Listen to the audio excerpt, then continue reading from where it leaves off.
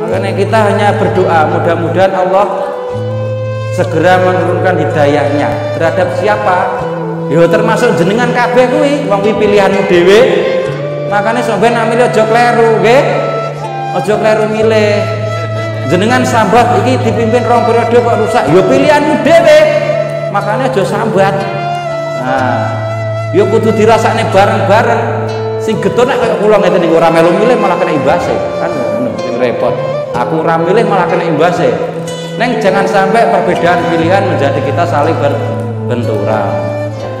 Nah sekarang ini yang menjadi repot, ada sebuah kelompok yang dimana kelompok itu lebih suka duduk satu majelis bersama orang kafir, yang lebih suka menghadiri kegiatan-kegiatan orang kafir non seagamanya, tapi lebih benci dengan saudara semuslimnya yang berbeda mazhab, berbeda aliran, berbeda torekoh, bahkan yang belum pakai jilbab.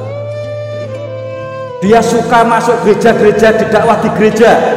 Beliau suka bersinergi dengan agama-agama lain, tapi mereka alergi dengan kaum muslimin seakidah dengan kita. Karena banyak sekali orang yang mengaku bertobat, ketika sudah dirinya merasa bertobat, ternyata ketika ada orang yang belum baik di mata mereka, di hatinya seperti ini.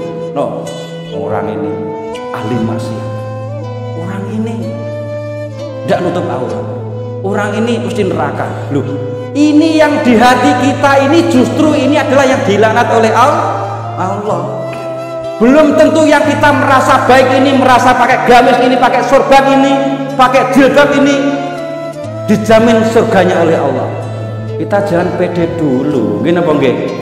Makanya kita tidak boleh gampang untuk mengkafirkan orang, gampang menyebut orang itu buruk, tidak boleh.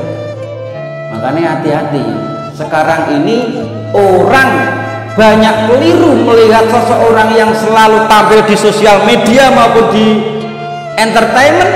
Dia bukan ahli fikih tapi Anda sebutnya ahli fikih, ahli hukum. Dia bukan ahli ibadah, namun dia hanya pandai berbicara, terus Anda taklid kepadanya, Anda mengikutinya. Ini berbahaya. Harus bisa membedakan mana ulama, mana ustadz, mana mubalek, mana penceramah. Loh, penceramah itu dulu tentu karwane apik nanti lho. Gur menang apal. Justru yang sekarang ini banyak menyesatkan umat, terutama umat Islam. Di antaranya banyak sekali yang mengatasnamakan Gus, membuat entertainment dengan krunya, dengan timnya, di retorika, di setting seperti film, melawan dukun santet. Ruqyah melawan dukun santet. Ruqyah kemudian kehebatan Gus ini melawan perampok. Loh, nak ya lucu nih. Dia menggunakan kalimat takbir Allahu Akbar, kalimat asma untuk mencari uang popularitas. Gus yang menyesatkan.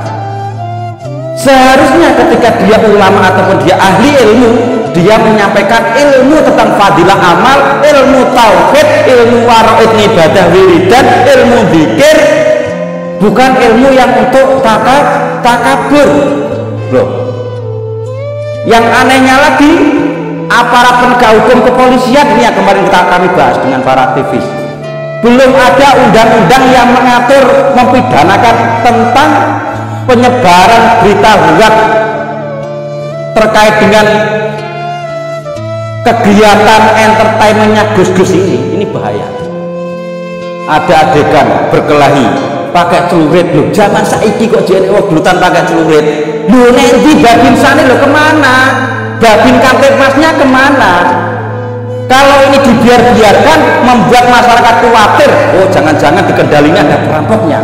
Oh, kemarin di YouTube ada perampoknya di kalangan dengan Gus itu. Loh, nak yo lucu kan? Gini apa nggih? Hati-hati. Banyak sekali Gus sekarang ini yang justru tidak membawa kemaslahatan umat, tapi membawa kemadorotan agama ya seperti ini. Yukadzibu biddin, berbohong di atas agama. Punya keahlian dikit asma dipamer-pamerkan. Lho, nak ngono kuwi itu gak neng YouTube ngono kuwi, Pak. Harusnya dibuat tolong menolong, tidak dipublikasikan, diajari dakwah. Masyarakat ini yang sekarang ini sangat sulit mencari sosok figur pemimpin, harusnya dimunculkan orang-orang yang bagaimana cara sholat yang baik menurut Quran dan hadis, bagaimana zikir yang baik menurut Quran dan hadis, bagaimana cara kita bertangga dengan Quran dan hadis. Nah, jangan sampai seperti yang tadi, kita ini sudah merasa diri ahli ibadah, namun hati kita masih selalu mengkafir-kafirkan orang lain, masih selalu menganggap buruk orang lain, dan selalu menganggap diri kita selalu baik. Ini makanya pesan betul, hati-hati sosial media yang merusak agama ini ya. Salah satunya perangkatnya handphone. Jadi agama itu menurut mereka akan didoktrinkan kepada orang Indonesia ini sebagai candu yang begitu pahit, sehingga teman-teman orang-orang yang merasa akidahnya lemah, dia tidak akan dengan mudah dari Islam pindah ke Nasrani, dari Islam pindah ke Buddha, dari Islam pindah ke Katolik. Ini adalah tujuan mereka. Tujuan mereka melemahkan akidah-akidah orang Islam supaya orang Islam tidak memegang kuat-kuat syariat akidah tauhidnya. Nah, ini bahaya.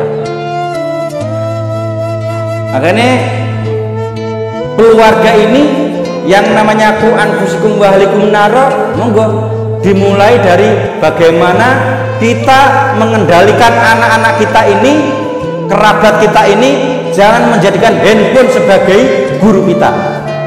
Karena ada gerakan yang mencoba untuk memasukkan doktrin-doktrin melemahkan syariat Islam dengan metode penyebaran sosial media.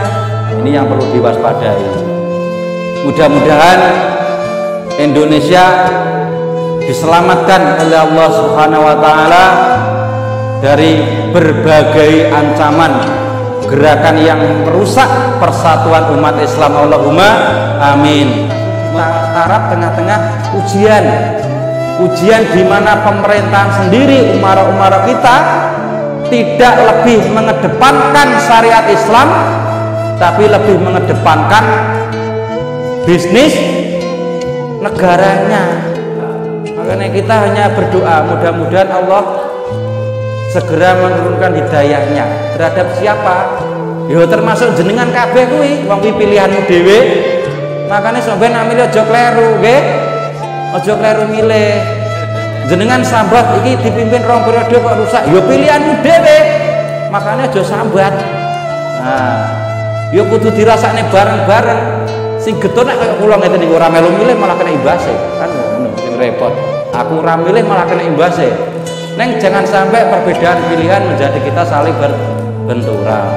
Mudah-mudahan Allah menyelamatkan kita dan memasukkan kita pada golongan-golongan orang muslim yang taat pada Allah SWT. Allahumma